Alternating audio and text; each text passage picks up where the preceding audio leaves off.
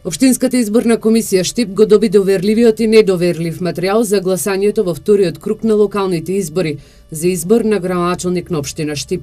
Председателката на Општинската изборна комисија Сенка Андреева вели дека според избирачкиот список во Штип право на глас имаат 42.083 граѓани. А имаме некаде околу 138 болни. За разлика од првиот круг имавме 88, сега имаме плюс 50.